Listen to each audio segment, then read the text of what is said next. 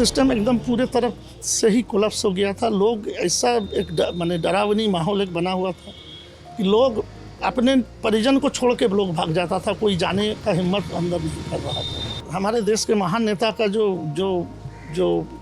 जुमला कह के जो चले गए हैं, आपदा में अवसर, इसका जो कितना बड़ा इफेक्ट हुआ है इस देश में, शायद ये लोग आप रियलाइज़ कर रहा है कि मैनेजर की मौत होती है, उसकी बीवी से 1 लाख रुपया 1.5 लाख रुपया मांगा जाता है, रात में उसकी बीवी रोते रोते डेड बॉडी लेके दूसरे जगह चली जाती है। इससे बड़ा जघन्य काम क्या हो सकता है? As per as I recall, जो उस दिन मायागंज में 4 डेथ दिखाया जा रहा है, जबकि मैंने वहाँ 22 लाश उस समय जलते देखा। नमस्ते, लल्लन टॉप की टीम बिहार में कोविड की ज़मीनी हकीकत देखने निकली है और हम हैं ज़िला भागलपुर में। हम भागलपुर के जो मुख्य शहर है वहाँ पर हैं और यहाँ पर एक बड़ा अस्पताल है, Jawaharlal Nehru medical college and hospital, Mayaganj अस्पताल उसको कहा जाता है। हम वहाँ पर जो कोविड से हुई मौतें थीं और जो प्रशासन द्वारा संख्या बताई जा रही है, हम वहाँ पर गए, हमने वहाँ पर सुप्रिटेंडेंट जी से बात की और पता चला कि उन्होंने भी माना कि जो असली संख्या है मौतों की और जो अभी आंकड़े जारी हुए हैं उनमें काफ़ी फ़र्क है, काफ़ी एक बड़ा गैप छूटा हुआ है। तो हम इसी सारी चीज़ों पर, इन्हीं मुद्दों पर बात करने के लिए यहाँ पहुँचे हैं। गौतम सरकार जी कई सारे मीडिया संस्थानों के साथ काम कर चुके हैं, किताब भी लिखी है आपने। इन्होंने उस दौरान मायागंज अस्पताल में कई बार आईसीयू के भीतर इनका आना जाना हुआ, तो हमने सोचा कि आपसे थोड़ी आपको इनके साथ बातचीत करके बताएं कि किस तरीके से सिस्टम कोलैप्स हो चुका था। हम सुनते हैं, हम बार बार ये टर्म दोहराते हैं, लेकिन वो असली तस्वीर हमारी आंखों के आगे नहीं बन पाती। तो ये हमें अपने अनुभवों से, अपनी जो इनकी आंखों देखी है उससे ये बताएंगे कि किस तरीके की आपाधापी थी और अस्पताल के भीतर दरअसल क्या हो रहा था, मरीज़ों की जांच के नाम पर किस तरीके की लापरवाहियां हो रही थी और सिस्टम किस तरीके से नदारद था। डोनेट कार्ड और वॉइस ऑफ स्लम जुड़कर दिल्ली और नोएडा के स्लम्स में गरीबों को फ्री ऑक्सीजन सप्लाईज प्रोवाइड करने का प्रयास कर रहे हैं। डिस्क्रिप्शन में दिए हुए लिंक पर जाकर डोनेट कार्ड पे अभी डोनेट करें। इन गरीब परिवारों का सहारा बने। सर, शुक्रिया हमसे बात करने के लिए। बता पाएंगे कि जब आप आईसीयू गए थे, किसी को इलाज दिलाने के लिए गए थे, इसी सिलसिले में जाना हुआ? देखिए, जाना तो आईसीयू एक ऐसी चीज़ है जहाँ बाहरी लोगों का प्रवेश निश्चित होता है, रेस्ट्रिक्टेड होती है। काहे कि वहाँ डॉक्टर, नर्स या मेडिकल सिस्टम जो होता है वो इटसेल्फ इतना सपोर्टिव होता है कि किसी को ज़रूरत नहीं पड़ता है। लेकिन दुर्भाग्य की बात थी कि जो कोविड के जो पीरियड, खासकर मई महीना में, मुझे 2-3 केसेस ऐसे मेरे सामने आए जिनके मरीज या तो अकेले थे या नहीं तो उनके परिवार के कोई सदस्य, एक ही आदमी थे जो हेल्पलेस थे, उम्रदार थे। वो हमको बुलाएं, जो भाई ऐसे मेरी दशा है, ये आदमी मर जाएगा या मर जाएगी, आप आके कुछ मदद कीजिए। उसी क्रम में हमको बाध्य होकर आईसीयू के अंदर जाना पड़ा। इसलिए जाना पड़ा कि वहाँ कोई सिस्टम नामक कोई चीज़ नहीं थी। कुछ नर्स या कुछ जूनियर डॉक्टर्स भी नहीं थे, नर्स ही लोग थे, वार्ड बॉय वगैरह थे। वो लोग जो अपना बन पड़ता था करता था, नहीं करते थे। इवन ये दशा था जो ऑक्सीजन, पेशेंट के मुंह में ऑक्सीजन लगाने के लिए भी ऑक्सीजन पड़ा हुआ है, हम अपने हाथ से लगाए हैं। पेशेंट को ऑक्सीजन खुल गया है, उसको देखने वाला कोई नहीं है। तो शुक्र है 2 दिन हम उस पेशेंट को देखे तो तब तक जिंदा था। तो ये हम अपने क्लेम करेंगे जो हमने गलत काम किया, लेकिन गलत काम के एवज में उसका जान हम 2 दिन के लिए बचाए। बाद में जिंदा रहा कि मर गई ये हमको पता नहीं है। और सिस्टम एकदम पूरे तरफ से ही कोलैप्स हो गया था। लोग ऐसा एक डरावनी माहौल एक बना हुआ था कि लोग अपने परिजन को छोड़ के लोग भाग जाता था, कोई जाने का हिम्मत अंदर नहीं कर रहा था। लोग पीपी किट पहन के, पहन के किसी तरह से जो लोग काम, जो जिनको अंदर वार्ड बॉय है, नर्सेस है, वो लोग अपना काम कर रही थी। बट अनफॉर्चुनेटली कोई डॉक्टर उस कैंपस के अंदर किसी को डॉक्टर, मतलब आईसीयू जहाँ पर इंसेंटिव एकदम केयर दी जा रही है, वहाँ पर इतनी ज़्यादा ऐसा माहौल है कि डॉक्टर गायब है, मरीज है वो इतनी सीरियस कंडीशन में है, देखने वाला कोई नहीं है। देखने वाला, इलाज किसके भरोसे कर रहे थे ये लोग? चल रहा था। अब है जो सिस्टम है, हॉस्पिटल है, इस देश में बहुत कुछ है ना, गवर्नमेंट की सिस्टम, लोग चल रहा है। जिसको जीना होता है जी लेते हैं, जिसको मर जाना होता है मर जाते हैं। इसमें ये तो मतलब ऐसी स्थिति है कि अस्पताल मतलब जीना होता है, जी लेते हैं, मरते हैं, मर जाते हैं, मतलब आदमी ऑन योर ओन है। हाँ एकदम on their own, on its own है। और सबसे बड़ा दुखद बात पहलू ये बात है ना, जो हमारे देश के महान नेता का जो जो जो जो जुमला कह के जो चले गए हैं, आपदा में अवसर, इसका जो कितना बड़ा इफेक्ट हुआ है इस देश में, शायद ये लोग आप रियलाइज़ कर रहा है। सारे लोगों ने आपदा में अवसर खोजना शुरू कर दिया। उस वार्ड बॉय, अगर किसी का डेथ हो गया, उस डेड बॉडी को निकालने में पैसा, उस डेड बॉडी जो आपका हॉस्पिटल का नियम है जो ले जाके आपको जहाँ तक क्रिमेशन कर उसको करवाना है कि फैमिली मेम्बर के हाथ में वो डेड बॉडी देना नहीं है। उससे क्या होता है, जो स्प्रेड हो जाता है कोविड प्रोटोकॉल के अगेंस्ट है। लेकिन पता चला जो डेड बॉडी घूम लेके कहीं चला गया, मुंगेर कहीं चला गया कुछ। और अगर आपको यहाँ जो लोकल क्रिमेटोरियम है बरारीघाट, वहाँ आप जाइए तो उसके लिए आपको पैसा लेगा। फिर उन लोगों को जो रिचुअल्स है, हिंदू लोगों में कुछ रिचुअल्स हैं जो लोग मानते हैं। अब उस मानने के क्रम में उस डोम महाराज वगैरह बीच के बहुत सारे एजेंट मिडल मैन आते हैं, उन लोग हैवी डिमांड। एक भागलपुर में एक ऐसी घटना हुई है, जो एक बैंक मैनेजर की मौत होती है, उसकी बीवी से 1 लाख रुपया 1.5 लाख रुपया मांगा जाता है। उनका रात में उसकी बीवी रोते रोते डेड बॉडी लेके दूसरे जगह चली जाती है।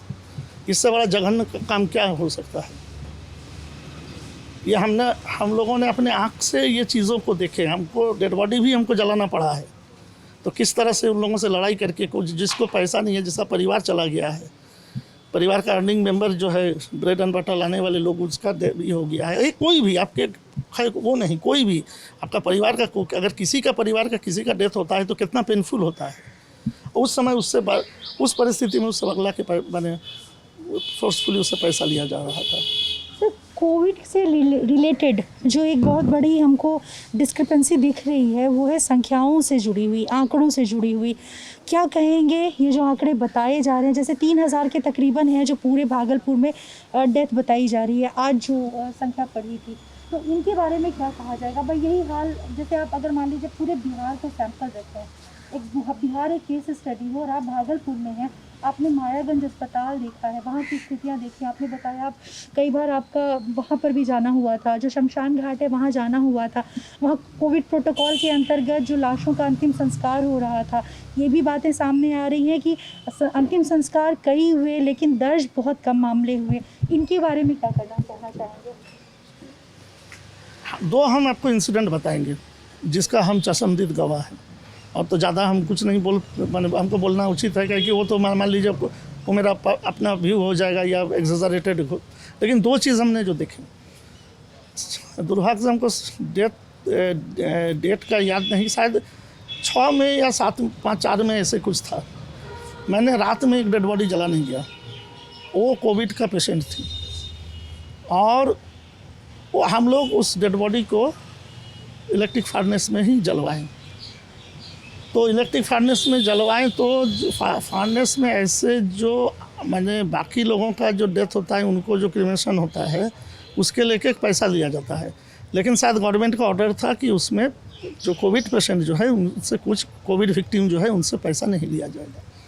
मैंने उसी क्रम में पाया कि बहुत सारे लोग जो रूरल एरिया में डेथ जो हुआ है, जो अभी भी ऑर्थोडॉक्स जो रूढ़िवादी अंधविश्वास जो कहिए, वो मानते हैं कि मोक्ष लाभ सीधे उठ के सीधे बरारी घाट, स्मशान घाट से उठ के सीधे चले जाएंगे स्वर्ग। ऐसे विचार मानने वाले लोग उस इलेक्ट्रिक फार्नेस में नहीं जा रहे थे। वो लोग डेथ वहाँ कर रहे थे, लकड़ी से कर रहे थे, जो ट्रेडिशनल जो ओपन प्रायर जो ये है उस पर। तो ये दिगर सी बात है, जो इन लोगों का कोई रिकॉर्ड नहीं था, किसी के पास नहीं। बिजली वाले का रिकॉर्ड था, बिजली वाले का रिकॉर्ड है, काहे कि वो लोग बिजली वाला वो लोग चिट्ठा देता है, आपको रिसीट दे देगा, जो भाई फलाना डेथ विक्टिम है, इसका ये नाम है, ये कोविड से मरा। ये केस हम बता रहे हैं तो आप अनुमान लगा लीजिए, इसका एक आपकी प्रश्न का उत्तर आपको मिल जाएगा। दूसरी केस बता रहे हैं, मेरे एक दोस्त है, वो MR है, सेल्स मैनेजर है, उनकी मौसी की डेथ हो गया। वो एजेड थी, वो रिटायर्ड हेडमास्टर थी कहलगाँव में। तो हमको शाम में वो फ़ोन किया, जो देखो मेरे पास कोई नहीं है, ऐसे ऐसे अभी तुरंत आई है। ये सदर हॉस्पिटल में हुआ था उनका डेथ, शाम का समय था। तो हमने डॉक्टर को कहे जो भाई, तो बोला तो ये तो लग रहा है जो कोविड केस है, और हम लोग जो भी डेड बॉडी अभी जो भी देते हैं वो कोविड ही हम लोग ट्रीट कर रहे हैं, क्योंकि दोनों हॉस्पिटल कोविड डेडिकेटेड है। तो हम बोले भाई आप तो कुछ सर्टिफिकेट हमको दीजिए, हम डेड बॉडी कैरी कैसे करें, अभी वो चल रहा, लॉकडाउन चल रहा है। तो बोला ठीक है कोई बात नहीं, हम एक वो बना देते हैं, डेड बॉडी सर्टिफिकेट बना देते हैं, जो आप बाद में जाके आके जो भी है इनका रिलेटिव जो भी है आके अपना आप लाश सर्टिफिकेट। लेके मृत शव लेकर अस्पताल से जा रहे हैं, वो वाला कैरिंग सर्टिफिकेट आपको मिला? हाँ, वो डेड बॉडी कैरी सर्टिफिकेट। अब देखिए कहानी, जब हम लोग उस स्मशान पहुंचते हैं तो पता चला जो इलेक्ट्रिक फर्नेस है वो ख़राब पड़ा हुआ है, उसके लेके टेक्नीशियन कलकत्ता या कहीं से आ रहा है। ये साधारण सी बात है, उतना डेथ हो रहा था और वो 24 आवर्स वो काम कर रहा था, उसका भी कॉइल वगैरह कट गया था। हम लोगों ने आखिर लकड़ी में जलाई, और मेरी जो ये है उस दिन as per as I recall, जो उस दिन मायागंज में 4 डेथ दिखा जा रहा है, जबकि मैंने वहाँ 22 लाश उस समय जलते देखा। और वो मायागंज से आई हुई लाशें थी? 22 लाश थी, नहीं आपको मैं बता रहा हूँ, टोटल 22 लाश जल रही थी, जिसमें 18 लाश प्लास्टिक मुड़ा हुआ था। हाँ। बात को समझिए, seal pack body. Seal pack body था। तो सील पैक बॉडी को ही अगर हमारी अभी मौत ऐसे हो जाए तो हमारे परिवार वाला हमको सील पैक करके नहीं ले जाएगा। तो वो ये अस्पताल से आई हुई लाशें थी। और या अगर मान लीजिए जवाहरलाल नेहरू से अस्पताल से नहीं भी आया होगा, सदर अस्पताल होगा और कहीं जगह से होगा, भाई डेथ हुआ है ना। जी जी। हमारा कहना ये नहीं है, वो जो 18 जो प्लास्टिक के कोटेड बॉडी जो था, भाई वो तो कोई खिलौना, कोई लकड़ी का बुरादा तो नहीं ना था, वो ह्यूमन बॉडी था। उनका डेथ हुआ है, और डेथ हुआ है कोरोना से डेथ हुआ है। इस बात को कीजिए, जो कोरोना से डेथ हुआ इसीलिए उसको ये है, कहीं भी डेथ हुआ है। और भागलपुर में भी वो कोई बम्बे दिल्ली से लाश जलाने नहीं आया था, ताकि ये वाराणसी का मणिकर्णिका या दशाश्वमेध घाट नहीं है। जी जी जी। तो इससे आप अनुमान लगा लीजिए। और लकड़ी की लाश, जैसे कि आपने बताया, ओपन फायर वाली जो लाशें थी वो काउंट नहीं हो रही थी, वो काउंट नहीं हो रही थी, जबकि वो साफ स्पष्ट था कि वो कोरोना उनकी मौत थी। सर, सरकार जो इतने दिनों में आप रहे हैं, ये जो 3 हफ्ते का पीक आया था सबसे ज़्यादा कोविड संक्रमण की उसमें अगर आपसे पूछा जाए, पहले की भी बात करेंगे कि तैयारियों में वो रहा, बाकी इस पूरे दरमियान आप सरकार के कामकाज को, नीतीश सरकार के कामकाज को कैसे आंकेंगे? The worst. ये पता नहीं, हमको तो लगता है जो है कैसे ही लोग सरकार अपने को क्लेम करता है, जो या द चीफ मिनिस्टर, या द मिनिस्टर्स, या द सरकार, या द फलाना, या द ये कैसे, तो सारे चीज़ डिफंग, सारे चीज़ ध्वस्त है। आपके घर में आप अगर किसी एक मेहमान को परसों खाने के लिए बुलाइएगा तो सुबह से प्रिपरेशन करते हैं, और इतने बड़ा क्राइसिस है, आपको पता नहीं है। आप तो पढ़े लिखे लोग हैं, आप तो सारे, आपके पास सारे फैसिलिटीज़ है, सारा मीडिया अपडेट आप रहते हैं, आपको पता नहीं जो एक वेब आ रहा है, इतने शुरू हो चुका है, आप क्या कर रहे हैं साल भर। और दूसरी बात छोड़ दीजिए, आपकी बिहार में है, बिहार में हेल्थ सेक्टर में कितना पैसा बजटरी एलोकेशन होता है और कितने उस पर क्या हुआ है। रूरल एरिया में चले जाइए, जाके देखिए क्या कहानी है। तकरीबन 70% PSC हैं, APSC हैं जिन पर जो फंक्शन नहीं कर रहे हैं, जो फंक्शन कर रहे हैं वहाँ भी डॉक्टर रेगुलर विजिट नहीं करते। कुछ नहीं है, कोई देखने वाला नहीं है। के लिए बड़े अस्पताल रेफर कर दिया जाता है, बड़े अस्पताल कोई कुछ देखने वाला नहीं है। एक रामराज का कॉन्सेप्ट है, वही रामराज में हम लोग हैं। रामराज का कॉन्सेप्ट है ना, जो सब या देश स्वाधीन हो गया है, वी गेट इंडिपेंडेंट, तो ऐसा हो गया जो सब हम लोग फ्री हो गए हैं, जिसका जो जैसा जो है मर्जी हम लोग चल रहे हैं। अब जिंदा रहना है, जिंदा रह रहे हैं, मर जाना है, मर जाएंगे।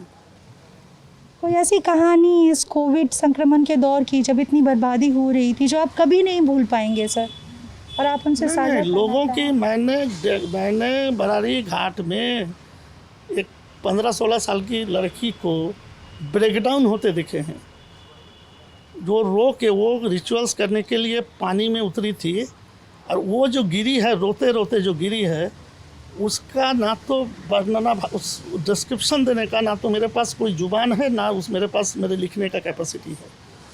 ह्यूमन ट्रेजिडी क्या होता है, ठीक है ना। इस दरमियान में लास्ट ईयर भी आपको एक बात हम याद दिला दें, जो लास्ट ईयर जब आया था, वो जो माइग्रेंट लेबरर सब जो आ रहा था, उनकी जो परेशानी थी, और ऊपर से पुलिस की मार।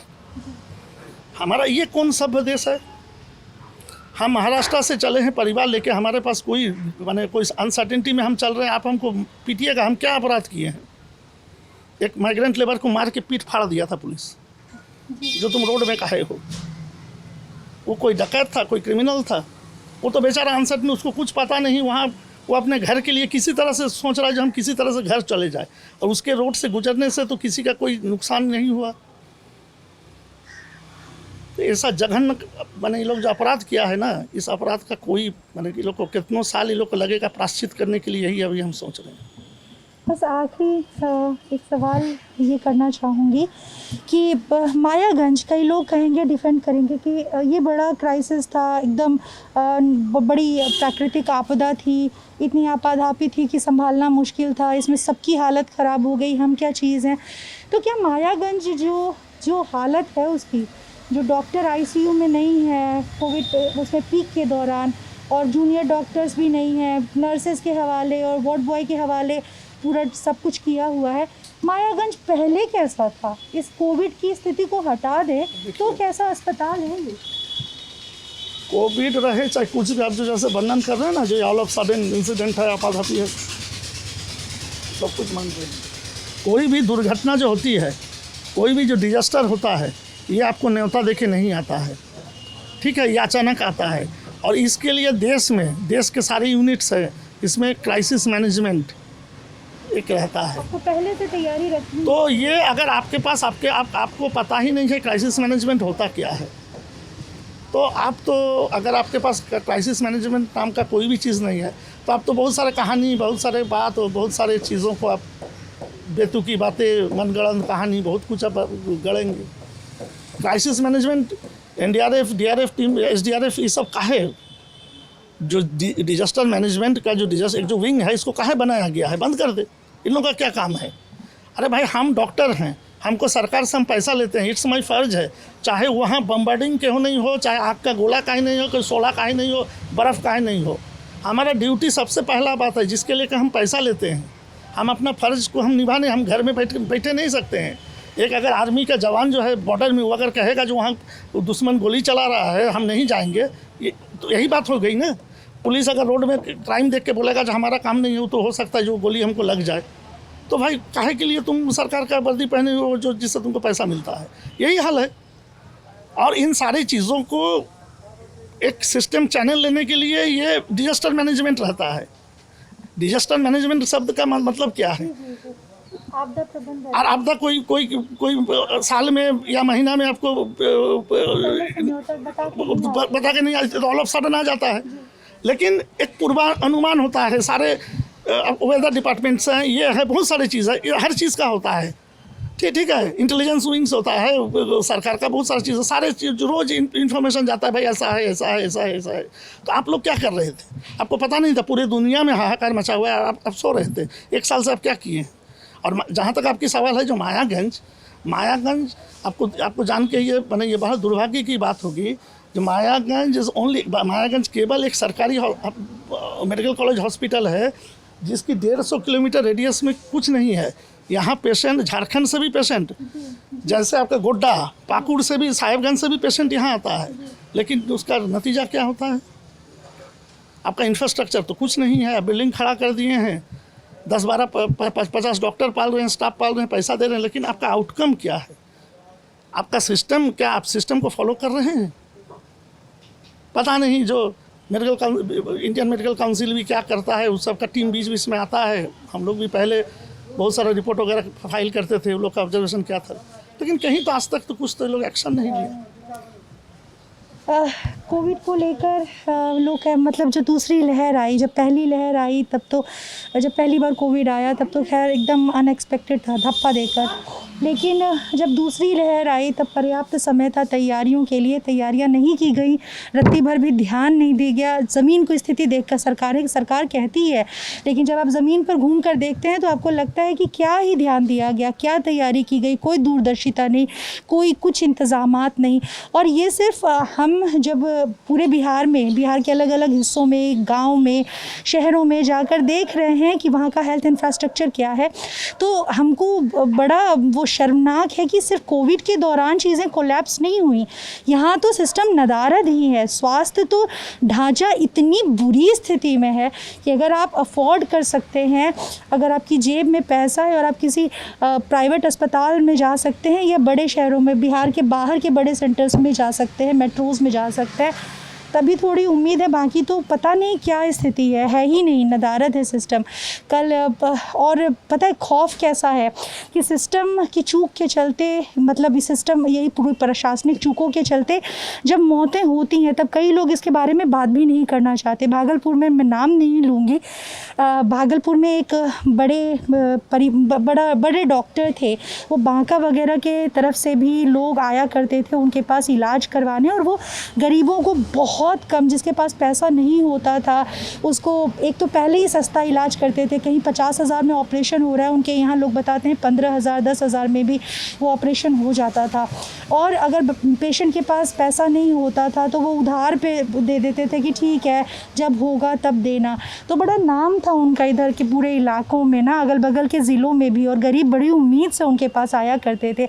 हर दिन 500-400 लोग आते थे उनके यहाँ। उनकी मौत हो गई, उनको खुद को कोविड हुआ तो उनको इलाज नहीं मिला ढंग से, लापरवाही हुई और उसके चलते मौत हो गई। कल हम उनके परिवार से बात करने गए थे, लेकिन वो राज़ी नहीं हुए, क्योंकि उनका कहना था कि चीज़ें हुई हैं, उन लापरवाहियों से मौत हुई है, इलाज सही समय पर ना मिलने से मौत हुई है।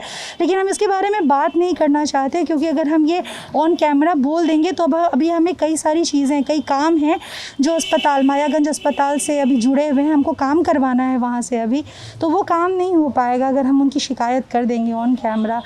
तो ये है, ठीक है, इस तरीके की चीज़ें हैं। शुक्रिया हमें देखने के लिए। मैं स्वाति कैमरे के इस तरफ और मेरे साथ मेरे साथी अमितेश।